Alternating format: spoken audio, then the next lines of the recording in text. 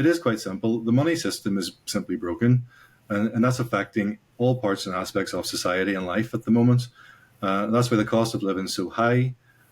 We now have this thing called Bitcoin, which, as I say, is a decentralized monetary network, and it's open for everyone. And if Conor is coming along and he's wanting to give power back to the people, there's no better tool to do that. Bitcoin is that one tool that individuals can take and own. It's money you can own, money you control yourself. It's not, you're not giving your money over to a central entity, a bank, where you actually don't own your money anymore. You can take full ownership of that money and decide what you want to do with that. And you can go anywhere with that. People have never had that level of freedom before. And when people understand that, you don't have to wait to be told what to do by your government, by an entity, a banking institution. You can simply make your decisions yourself, live more free, and really set up a more stable financial future for yourself and your family. Boom, we're live. Awesome. This is a emergency, spontaneous podcast episode. We like to do those sometimes here. It's been a while, though. We usually try to keep this podcast fairly evergreen, but today we have a different kind of evergreen. Speaking of green, we've got Ireland being in the news of the last 24 hours. We had Conor McGregor come out and say, we need to get Ireland a Bitcoin strategic reserve, and it quickly rose to over 1 million views.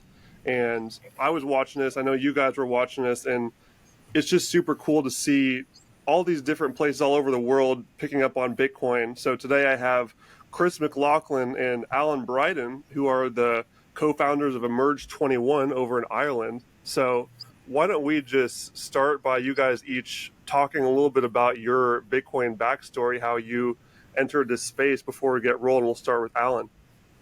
Yeah, well, Bitcoin, it all started for me back in 2017. I'm actually an optometrist. I run my own optometry practice back here in Ireland while I'm in the north of Ireland. And it was trying to just figure out ways of, generating extra income outside my practice. I discovered, basically the crypto space initially. It was at a business conference. They were talking about Bitcoin and crypto. So unfortunately, I had to go through the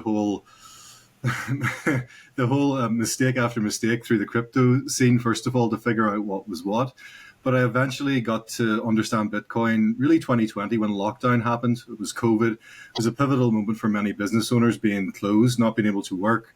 And then sitting back and looking at all this money being created out of thin air, effectively, that was the first time I questioned what is money. And then that took me down a rabbit hole. I had a bit of an awareness about Bitcoin, but then once I realized what was happening with the money system, how it was so broken, and then realized what Bitcoin was through listening to people like Simon Dixon, based out of the Isle of Man, Michael Saylor, those kind of real kind of mainstream guys that are really in the space with a big name in the space. I started to pay attention more and really became Bitcoin focused, Bitcoin only in 2021 into 2022. And started accepting Bitcoin in my practice as well during that period. So I really went deep down the rabbit hole, and I really am passionate about Bitcoin, and which led me to start Emerge21 with Chris as well. We spoke at the Bitcoin conference in Ireland last year, and from that we struck up a friendship. And then with our passion for Bitcoin and wanting to educate more people, with me in the business space and with Chris with his background, with technology, and Chris has actually written the book, which he'll tell you about. We decided to start Emerge21, and it's kind of developed from that. So yeah, recently again with the whole Conor McGregor thing, this past couple of days, past 24 hours, there's been a bit of a whirlwind with a lot of DMs, messages, X kind of reposting, etc. So it's gained a lot of traction in recent times, and it's really exciting to see what's happening with the strategic reserve possibility. Again, with what the US is doing, obviously El Salvador, other countries and other jurisdictions around the world doing this Bitcoin strategic reserve, potentially spreading globally now in different places. It's a very interesting time for Bitcoiners, and hopefully things will develop with Conor, as we'll probably discuss in the podcast. Yeah, and something just to throw in real quick to interject. I think I forgot an important piece in the beginning there, which is why I brought you guys on, which is after Conor talked about the Bitcoin strategic reserve and he used the bad C word in that post. And so my first thought was, oh no, all the crypto bros are going to come after him now and just totally pull him off course. But today, this morning, he retweets one of your guys' podcasts that you've done. So that tells me that, okay, he's really looking at Bitcoin here, which is awesome. So yeah, go ahead, Chris. Let's hear your side of the story before we continue here. Yeah, and thanks, Ben, for reaching out and taking the opportunity as well to reach out and connect, because we want to speak to as many Bitcoiners as we can. It's always a great conversation. So a bit of background about me. My professional background has been in technology for a while.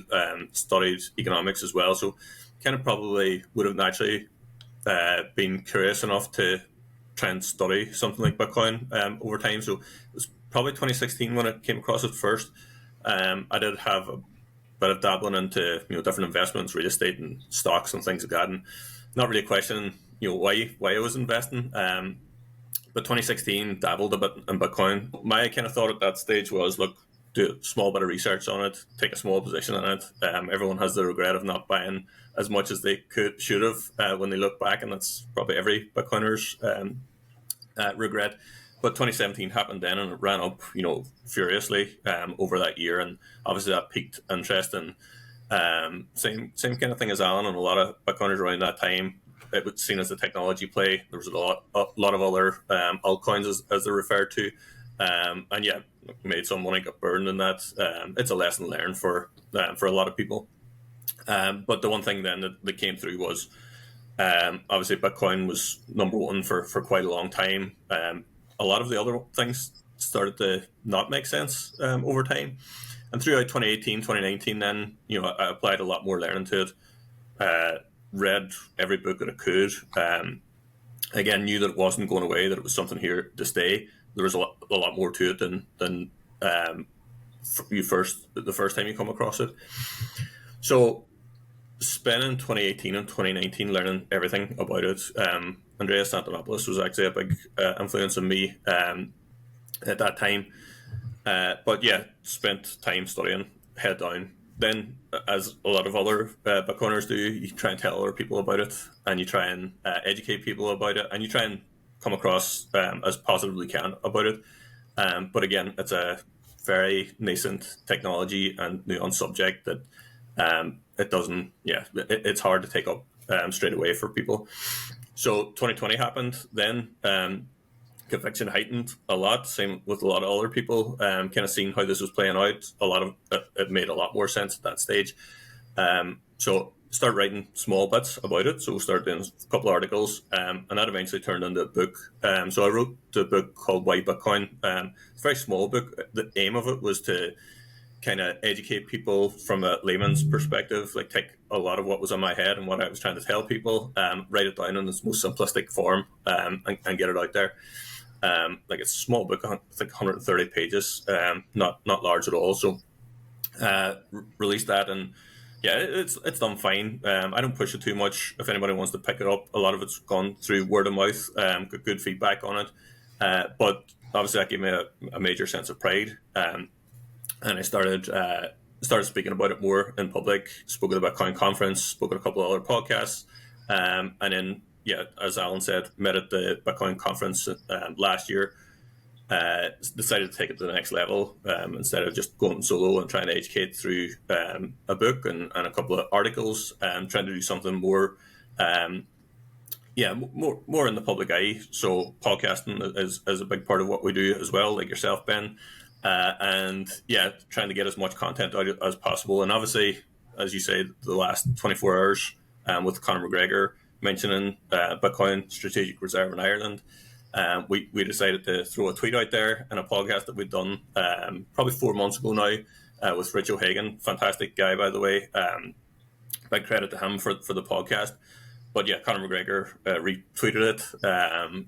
I'm hoping that he listened to it, or his team listened to it at least, and can take something from it. So here we are, and happy to meet up with Alan the last year, and we've been kicking on with Amidst 21. That's awesome. So this is just a cool moment for you guys, I'm sure. Just the work you've been putting in is getting noticed in a big way. So that's really exciting.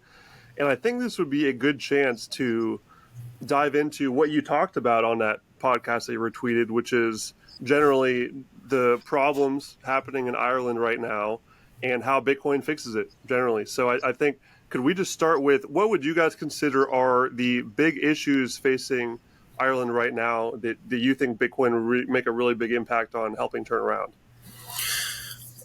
Yeah, maybe Alan, I'll take a go at this, and then if you want to follow up or you can give a different flavour on it. But yeah, I think one of the huge, like, first of all, Ireland's a great country. It's fantastic. I don't know if you've seen the interview that McGregor did with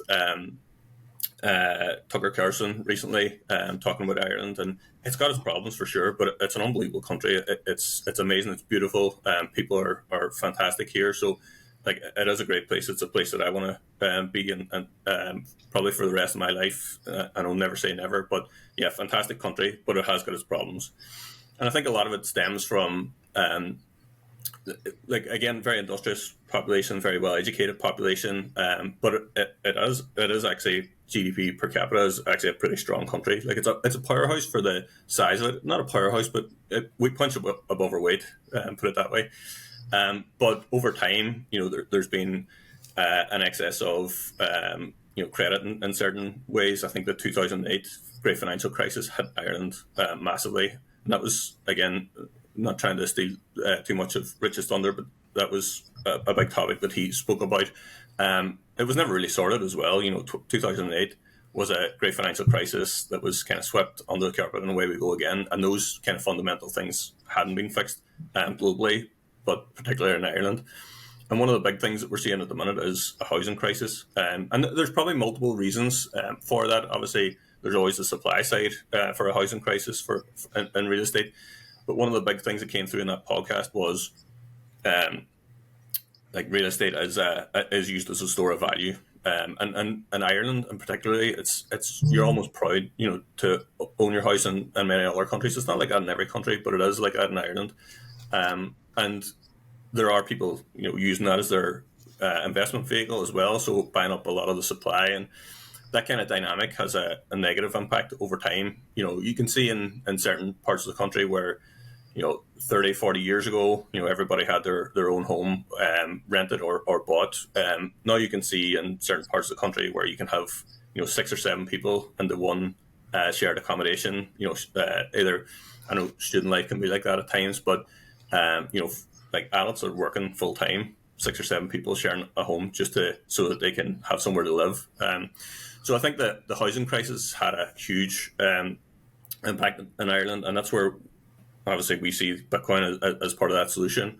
I think if we get back to a store of value that's not related to housing, I think we can all have a better life in terms of the ability to buy property. So again, we know it's kind of perverse incentives where somebody can buy up 16 homes, only live in one, and they're using that as an investment vehicle. I actually seen a documentary probably 10 years ago or so on the BBC where it was saying that people say rich investors from Hong Kong were buying up London real estate, but they weren't even renting it out because it was appreciating that much in value as a store of value, that they didn't need to deal with the hassle of renting it out. So, like, you're taking property off the market there, you're taking supply off the market, and that again compounds the issue. So that was kind of the main point. Now, again, I don't want to talk too much on behalf of Rich because it was his podcast,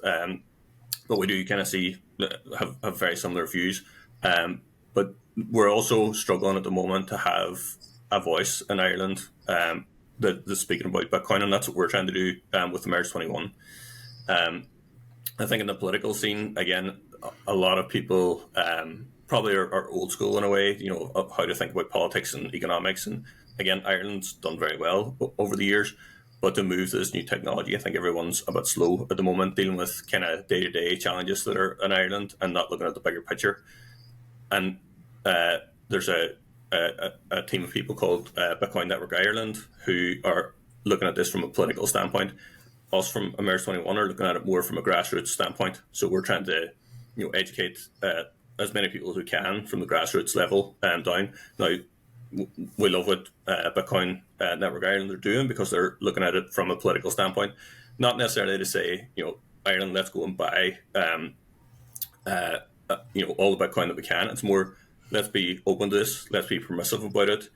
Let's be open-minded towards Bitcoin. Don't fight it. Don't push against it. And I think that's an admirable goal for them guys.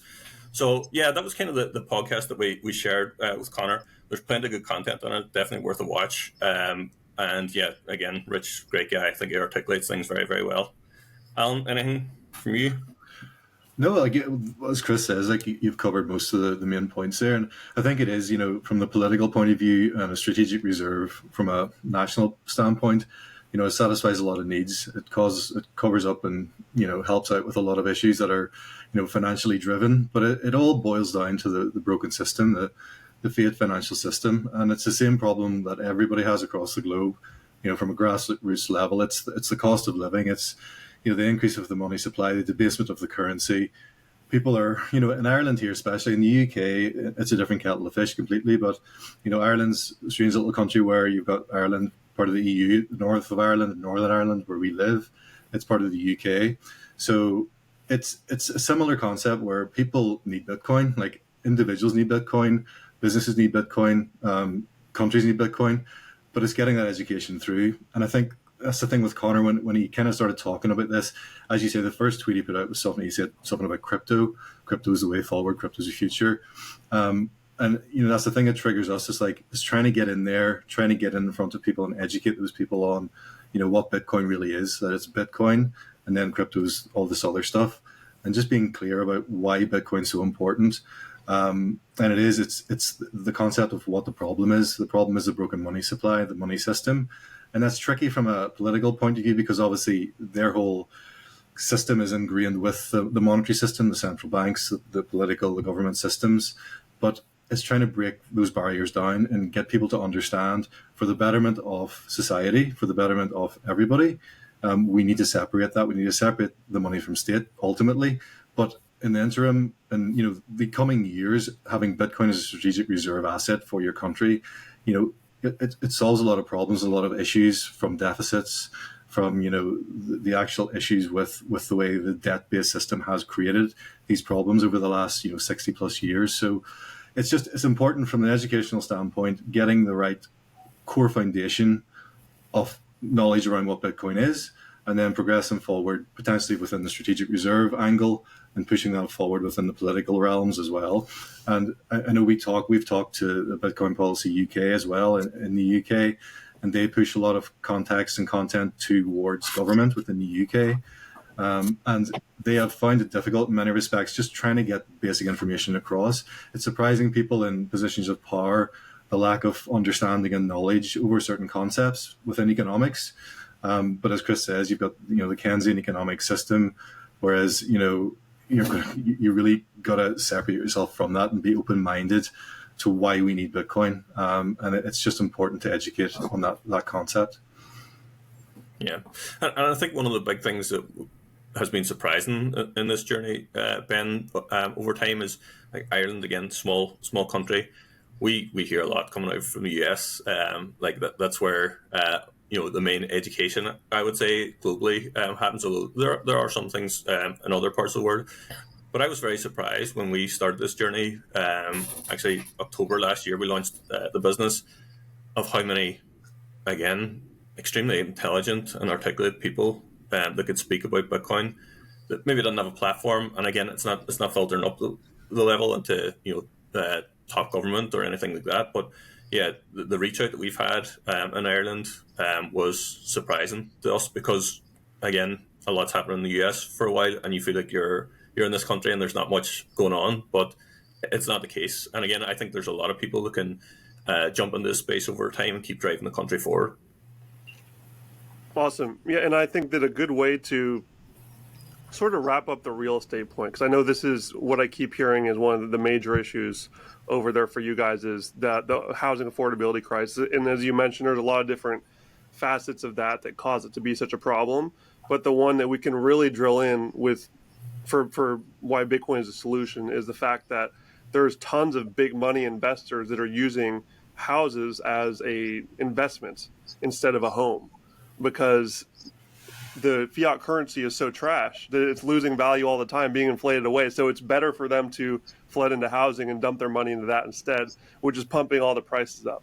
So once we have this better form of savings, which we'd say is Bitcoin, which you don't have to clean the toilets of Bitcoin and manage the house of Bitcoin, is really a much better option for people whose main goal is to save their money. The capital will fly out of the housing into Bitcoin, which is much better as a savings tool. Is there anything you would add to that, sort of as the 101 reason why Irish folks should understand? Yeah, and I think there's probably an emotional attachment as well. Again, this is generations of people saying, like the phrase, like own your own house, that's security in itself, which is fine. And we can differentiate, again, as you said rightly, like there's going to be a store of value, there's going to be an investment vehicle at the moment for that, but it does have some utility value, and that'll eventually, again, studying this long enough, you'll know that it comes down to the utility value of a home, which I don't know what it is, but I know that it's overinflated at the moment because of its monetary value that it's given. So, I see, again, anything in Bitcoin that isn't an event, it's a process. It's going to take time, and I do see that happening over time. Like if you can take so many people who own property at the moment, and you break it down to them in terms of Bitcoin, and again, because you can buy a fraction of Bitcoin.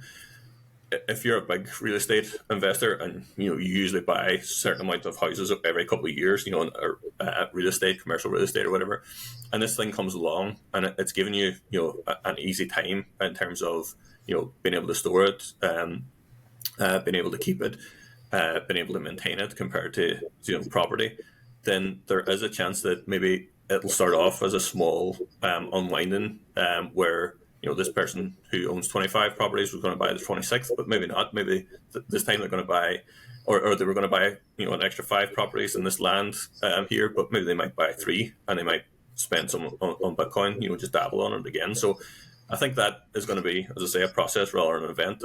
It's not going to happen overnight, but I can see it already because I've spoken to some people who are real estate investors who switch to Bitcoin. Now, to completely switch over, as I say, it's an emotional thing. I think it's ingrained a lot. One of the things that we talked about recently was maybe demographics is going to play a part. The people that have the money at the moment, they're generally the older generation. They may not sway too much towards Bitcoin compared to the younger generation. But that, again, I think as demographics change over time, the native internet, the people who grew up in a native internet world Bitcoin will appeal to them a lot easier. So, yeah. Bitcoiners can see it so easy, and when you break it down, the principles between property and Bitcoin, it's so easy and obvious to see. It's just going to take time and a mentality shift and maybe some demographics. Yeah, for sure. Now, one of the things that you mentioned a little bit earlier there is this EU character that's sort of facilitating so much of this stuff, the European Union. I would love to hear, just for my American and other international listeners out there, how would you describe what is this mysterious EU force that we keep hearing in these tidbits of news? All these things are changing all over Europe. What is that, and how is it affecting Ireland? Well, yeah, it's hard. It's like everything. They make it so complex to try to understand what's happening that people don't understand what's happening. So it's just a matter of it's the regulations in place and the number of regulations they have, especially around Bitcoin specifically, and even just not taking on the concept of, again, understanding what this is, or perhaps it is from a point of view where they don't want people to get traction with Bitcoin. It's hard to know what the angle is there, but there's a few different. Europe's a strange place where you've got a few areas where within the likes of Switzerland, Lugano, very Bitcoin friendly, other tax sort of more advantageous countries like Portugal as well, where they're more kind of friendly towards Bitcoin ownership and even from a tax point of view as well. But regards to the concept of the EU itself, within Ireland, it's basically you're controlled by a centralized authority that governs Europe generally, but countries have their individual kind of decision makers as well. But it's a difficult one to break down. I'm not sure, Chris, do you have any more insight specifically around Ireland, what the kind of issues are as far as with the EU, the central banks, the European Central Bank, the influence that has on Ireland? Yeah, I think the whole thing comes down to a mindset again of control, and again, Europe's always seen as the kind of grandfather of the world. You know, they've been through a lot of battles, through a lot of history, and want to maintain, you know, a lot of things. And I think we're in a world where, you know, you need to keep innovating over time, and I don't see that happening from Europe. I see, you know, the US, obviously, loads of big companies there. You know, South Korea has been amazing over the years. Like there's certain parts of the world that are innovating. Like again, Europe's had its time in the past, huge manufacturing, car manufacturing area. But one of the big things is I think Europe's fracturing at the moment, and I think it's an attempt to control and hang on to power. And if you look over time throughout history, any nation, and not even a nation, you can do this at the, you know, city level, even at the work level. Like you micromanage people, and you control people, you stifle innovation. Like the most freest economies generally thrive over time. They're never perfect, but they thrive over time. And the more you try and control a nation, a country, you know, again down to the individual level, it'll stifle innovation over time. And I think that's where Europe's falling behind. And when you do that and you feel like you're falling behind, you try and implement more control measures. Now, I don't know, you can always have your reasons for why, say, things like currency controls are in place, and people, you know, they'll throw about it's for safety, you know, it's for national security and things like this. I don't know if you've seen it, Ben, as well, but just yesterday, I think it was, or the day before, in Spain, they put out a new legislation where you cannot take more than €3,000 worth of cash out of any banking system without reporting it to the government. And if you do that, if you don't do that, you can be fined. Now, I'm sure there's ranges here, but you can be fined up to €150,000 for doing that. So that's a real control. Yeah, it's crazy how it is.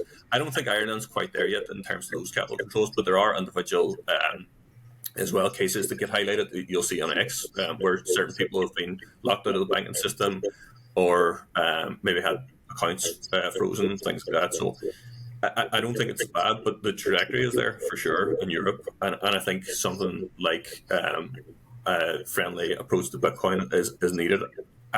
I don't generally see it. There's also talk about a CBDC kind of digital euro being released and tried out. I don't know what the extent of it is. I haven't looked into it too much at this stage, but from October, I don't know. Again, it could be a small population, a trial or whatever, but they're definitely looking to go full steam ahead in that. And again, I think that's a mechanism for control. So, and again, Europe's a beautiful place. Like it is. It's got amazing history. As I say, it's been through a lot. There's a lot of lessons learned. But I think during this period, it's fracturing in a way. You can see it. And the way to handle by central authorities a lot of time to handle a fracturing institutions is to try and control everything. And that doesn't go down well. In a word, the EU is your fiat monster. I think every part of the world has some fiat monster that is just that centralizing force that tries to control everything and take away people's freedom and throw false flags out so they can, you know, have excuses to take more freedom and just control people more. So Bitcoin is such a good tool against that, and it makes sense to me why they're trying to regulate it to death, because it removes their power. And I think that's why it's so exciting. It looks like people like Conor McGregor are figuring that out. And it makes me really happy to see, because maybe this is a good transition to a different topic. I'll go ahead and throw this grenade into the room. Another thing I know Ireland is dealing with is immigration.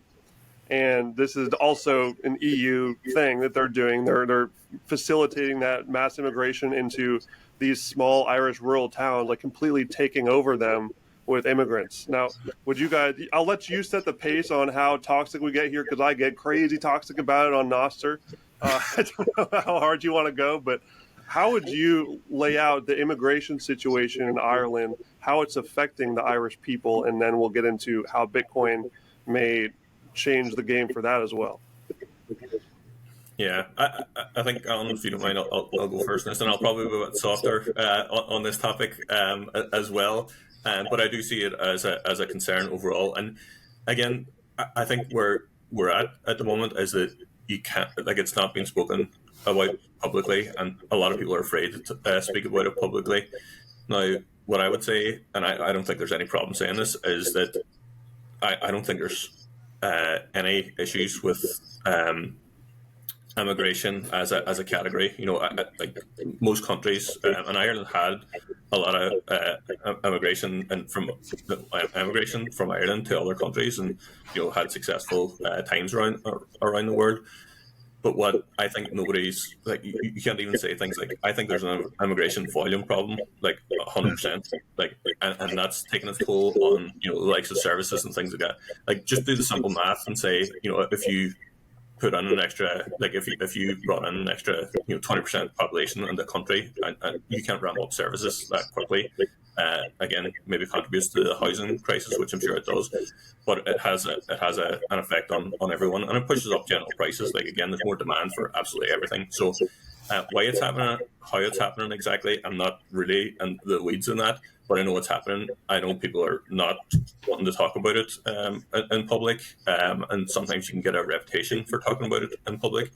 Again, I think certain guidelines and rules around immigration is probably healthy for a country, but just to have open borders and zero rules and guidelines around it is a recipe for disaster. And I think it is completely fair to say that Ireland has an immigration volume problem. Yeah, no, I'd agree. Funny, it's well said. Volume's a key word there. I think, yeah, like immigration, as you say, Ireland, from immigrants towards even the US, like the amount of Irish people have gone over to the States over the years. Immigration is a thing that happens. It's natural. We integrate with different populations around the world, different cultures, societies, and based in Northern Ireland, where we live, where I live locally here, like the positives of immigration I'm seeing within local schools. For instance, my kids go to a school where it's actually the same school I went to when I was young, and there was no other cultures, no other nationalities within my whole school at the time. Whereas now we've got such a diverse array of different cultures and people and nationalities within the school. So I think from a positive point of view, putting a positive spin on it, it's very good because it brings diversity, open-mindedness across, the actual classroom itself at the educational levels at a very young age, which is great. But the volume of immigration is an issue, and it seems to be affecting more Southern Ireland, obviously, around, obviously Dublin. Conor McGregor's talked about this. He's very vocal about it. And again, his societies, the people that he would, talk to, have issues around their local areas, and that's understandable because of, as Chris says, the volume. But again, it's trying to go down that rabbit hole and dig down into the weeds of, like, what is the core root of the cause of immigration? Why is this happening? And you can go deep down that rabbit hole and bring it back to the fact of say the proof of weapons, the Fiat kind of war system, the military-industrial complex that's caused issues and disturbed different regions of the globe. And in the global south, people are having to immigrate because they fear for their lives, their families, so they want to go somewhere where they're going to survive and live. So there's something that's driving these people to come, but there's also potential other options and issues around factors. Why is this happening, and why is it being let happen? The UK has a massive problem as well. There's people out in the streets rioting, protesting, but I think it is. We hear a lot of this stuff, and again, as a Bitcoiner, stuff you hear from the mainstream media as well, it seems to trigger people. People read the headlines, they come up with a reason behind why this is happening, why there's so many immigrants coming into the different areas in the country, and they'll get riled up by that. They'll get really passionate about standing up for their own country, and that's understandable. But you really have to kind of really break down and go into the weeds of why is this happening? What are the main reasons of that? And that's tricky. Like, it's a minefield in a way. You're having to really pick through a lot of different factors and issues there, but it is a problem. And from a sort of civil unrest, societal point of view in a localized area, especially in Ireland, different pockets and different villages, that can cause a lot of problems. Factions can form, groups can form, and it can cause a lot of civil unrest. And I think we have been seeing that. To the extent how that develops and what the actual government will do, it's hard to know.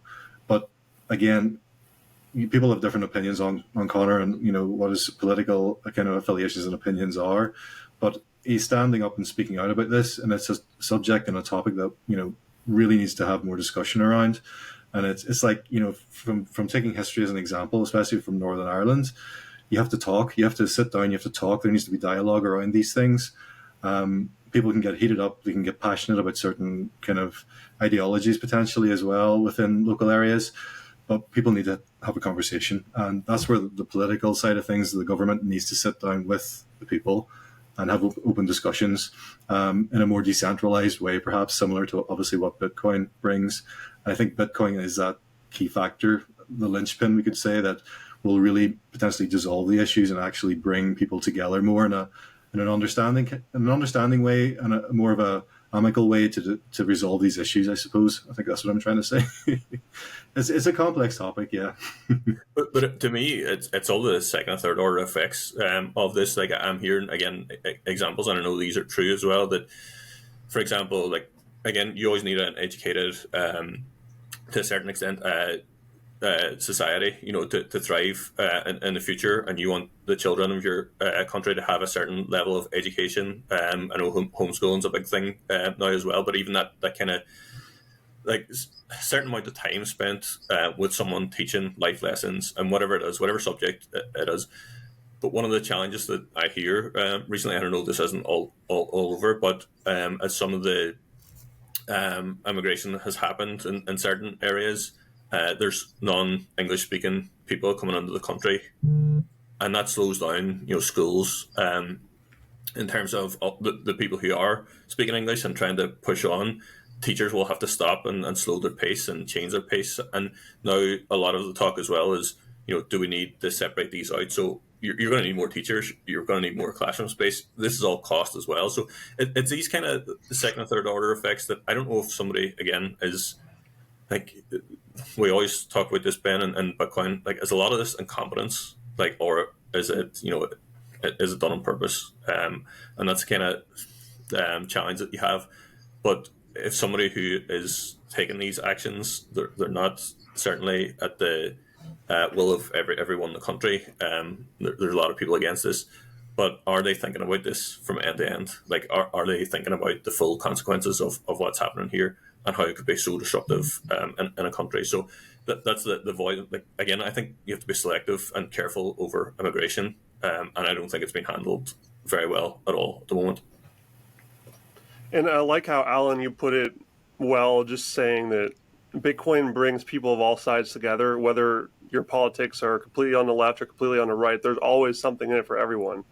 By just giving what Conor called himself the people's money, bringing the people's money in, which gives everyone freedom. And even just hearing your guys' take on it, my take is very different than you guys, but we can all agree that Bitcoin is going to make things better. So it doesn't matter where you are at. It's just going to get rid of the centralizing power. And it doesn't really ultimately matter how much of a tinfoil hat you have over how, intentional the damage is done by any of these policies. I think we should all just agree that there should not be this much power in a centralizing force's hands at the very top, just, moving people and countries around like pawns on a chessboard. There should be more bottom-up power. And I think that that's what Bitcoin really represents, and why so many of us get so excited about it. And there's such a mix of different personalities and ideologies that find their way to Bitcoin, which is super exciting. Why don't we talk a little bit about something I wanted to just sprinkle in here, which is, like I said in the beginning, the first thing that I was thinking of when I saw Conor talking about this, which is why we really need to focus on Bitcoin here, not crypto. Because as soon as any large figure mentions Bitcoin, you get a flooding of the crypto people saying, oh, you should get this coin, look at this coin, look at this coin. And Chris, Chris, you are the author of Why Bitcoin. So I think maybe you'd be the perfect person to kick this one off, because I'm assuming by the title of that book that you understand why Bitcoin only and not crypto. So give your case to Conor and to the other people out there who are following Conor, like why we really need to focus on Bitcoin here as we make these changes. Yeah, and I think, again, a lot of it takes a bit of work to get there. First of all, none of this is obvious at the beginning. But there's a couple of things that separate Bitcoin from everything else. I think Conor McGregor is a well-connected man, but I would say if I gave him all the time and effort in the world to go and find the creator of Bitcoin, it's not going to happen. But if I name any other crypto that's out there, and you'll be able to find a head at somewhere, like with the connections that he has and the money that he has and the power that he has. He'll be able to knock on a door sometime and figure that out. So, like Bitcoin, and we talk about the Immaculate Conception, it has no founder is one of the main reasons for it. It's also a very decentralized system, and the only decentralized system where the power is really in the hands of the people. And without getting too in the weeds, Satoshi Nakamoto, who is the pseudonymous creator of Bitcoin, created in a certain way so that people could actually run and store the network and govern the network from a laptop at their home, like in a very simplistic way. You don't need Google or Amazon or Apple to run the software out of a data center, which again can be like having a founder. The head can't be chopped off that way. So there's a couple of things there that make the protocol unbelievably guarded and decentralized, truly decentralized, which you can't say about any other cryptocurrency and any other cryptocurrency at all. There's also proof of work, which is, if people are listening for the first time, it's probably a different terminology that nobody's, that not many have come across before, but essentially that's you can't create something out of nothing, and that's a fact. If you were able to create something out of nothing, eventually it's going to be corrupted in some way, or the supply is going to get out of hand. But the way this Bitcoin was designed is it has a capped supply, and there needs to be work done to create something. And again, all these points are basically leading to what makes Bitcoin so special. And there's a couple of nuanced things in there as well, that I like to talk about, is obviously the difficulty adjustment and things like that, and the halving and the issuance schedule and supply and things like that. But really it comes down to principles of it being completely decentralized.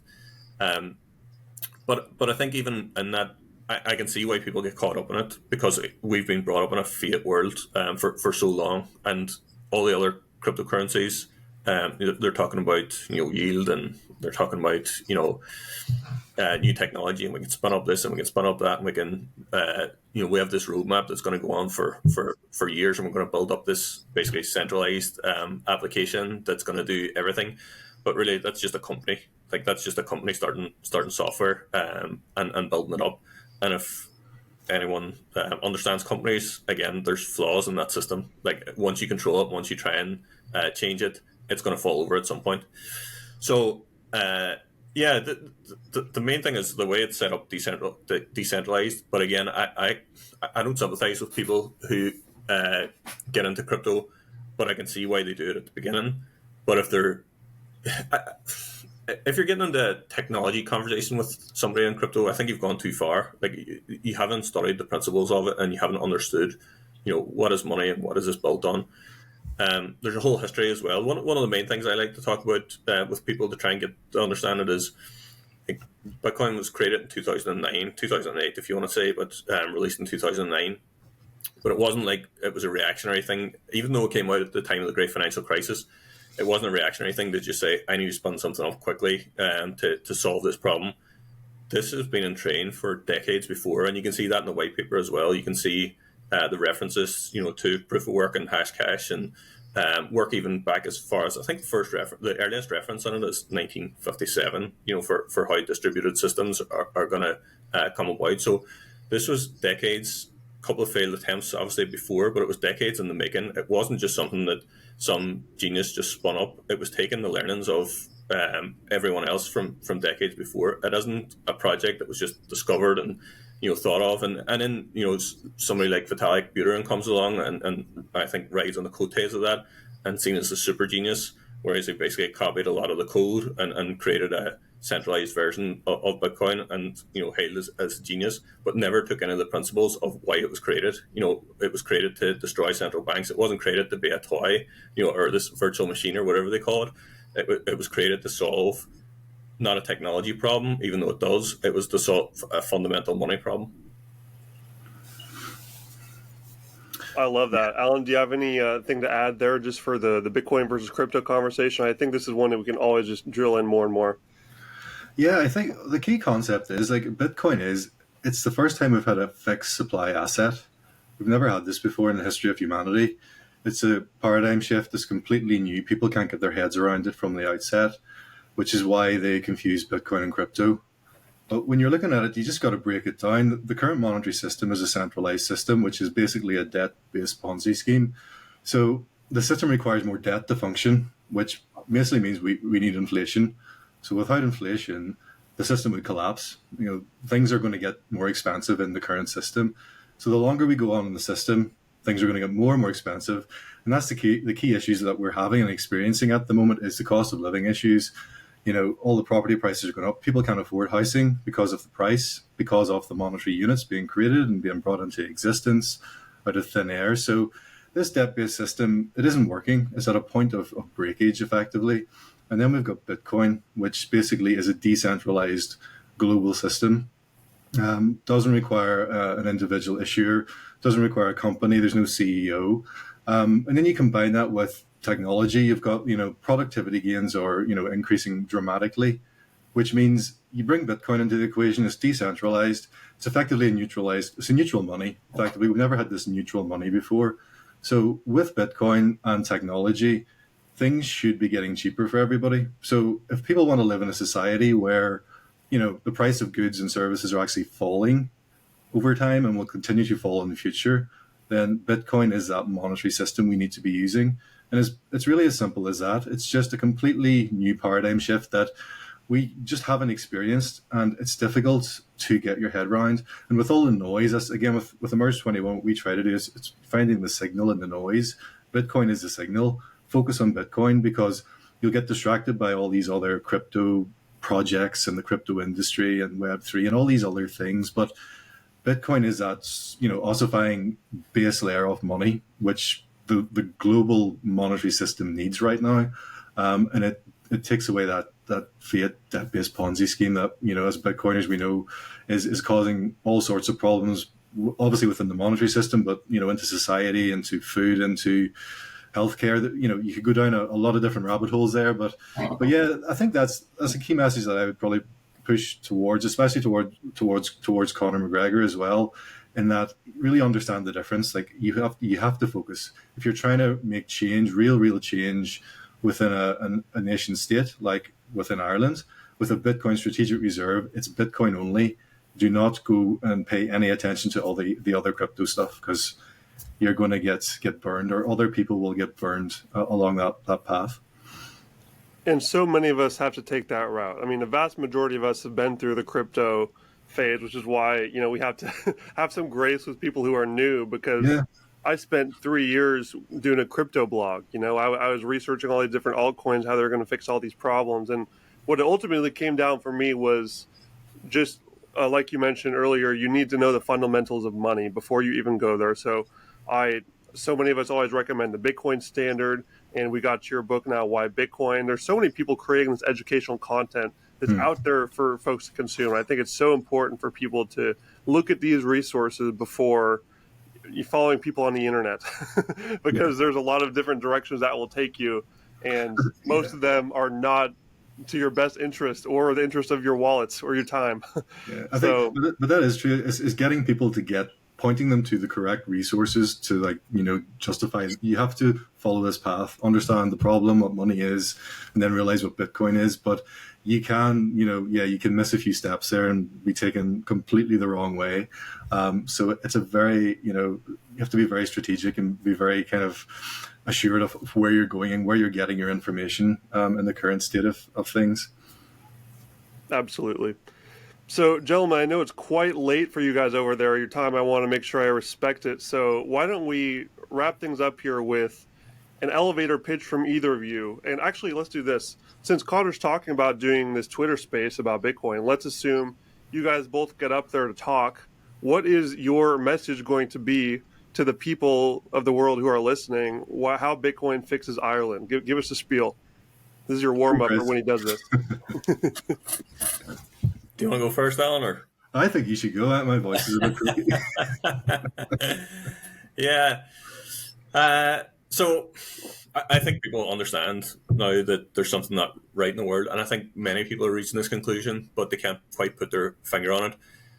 I think it is worthwhile studying the history of money. Now, again, when I say studying, you don't need to put in thousands of hours and read every single book. There's a bit of common sense in this and how things operate at the moment. We do have central banks. 100 years ago, well, maybe 100 odd years ago, we didn't have central banks everywhere. Now, albeit, again, studying the history, you have, I think back as far as 1100s, there was some central bank in China. But this system isn't working. It isn't solving problems for people. And if anything, look at trajectories around the world.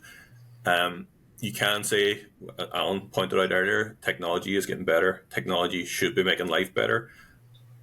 And I think people get distracted by thinking that because we have more stuff in the world, that things are better. But what we don't have is more freedom and more ability to have free time. I think if you look at, obviously, declining birth rates at the moment, we're going to have to work harder and work more to get the same as what we got before. That's a flawed system.